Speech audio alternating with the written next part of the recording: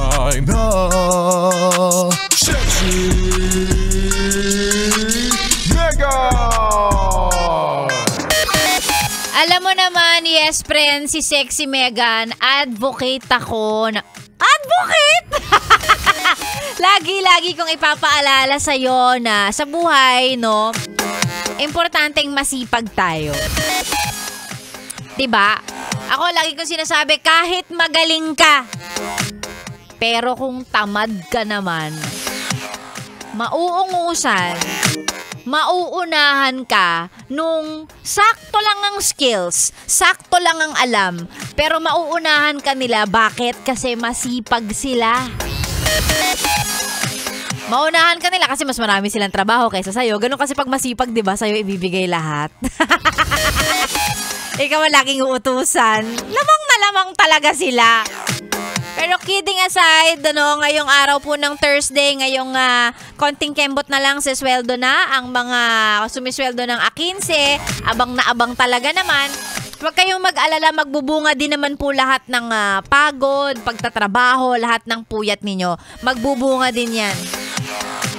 Ang bunga, lagnat, trangkaso, ganyan. Sakit, ganon. Konti na lang, tatagos na kayo sa padero. Yan ang makukuha nyo. Sinasabi ko sa'yo. Yang sakit ng katawan mo, kakatrabaho mo yan. Bukod sa kaka-cellphone, kakatrabaho mo yan. Pero tayong mahihirap. Tayong mahihigpit ang pangangailangan. Ano magagawa natin? Kailangan natin magtrabaho eh. Diba yung mga dinadaing na ang sakit ng likod ko? Aray, kakatrabaho mo yan. Oo, sakit ng ulo ko. Grabe, puyat siguro. To hindi yan sa puyat. Kakatrabaho mo yan. Palitan natin yung kaka-cellphone. Kakatrabaho mo yan. Ay, nako. Ay.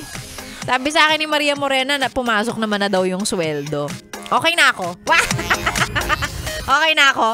Siyempre, sa kahit anong sakit ng katawan, pera lang din naman ang makakagaling dyan. Sabi nga nila, may mga kakilala tayo na bumubuti ang mental health pag may pera sila. Kapag wala, aburido.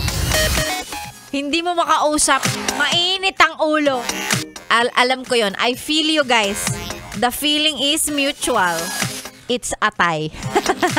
Sexy Megan po ang inyong kasama. Magandang umaga. Mag-hello muna tayo sa mga yes friend nating naka-tune in.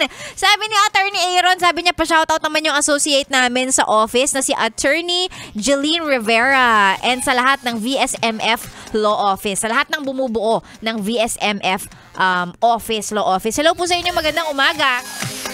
Mga attorney, may ididemanda po ako. Charot. Sino ididemanda natin?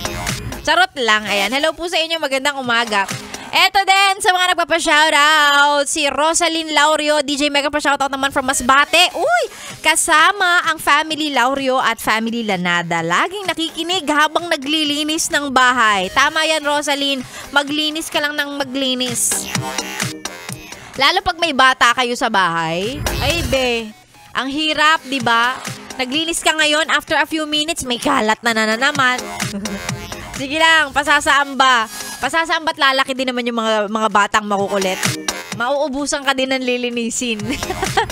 Eto si May Ann, sabi niya, shoutout naman po kay Gliceria Balgoma, Tamboong, si Abigail, si Elmar, si Earl John, at kay Edgar. Nakatutok po kami. Solid mga yes friend kami. Hello po. Eto din, while cleaning the clinic, taray! While cleaning the clinic, I'm listening to your radio station. Hi, Camero Camero San Jose Maricel. Si Maricel, hi Maricel.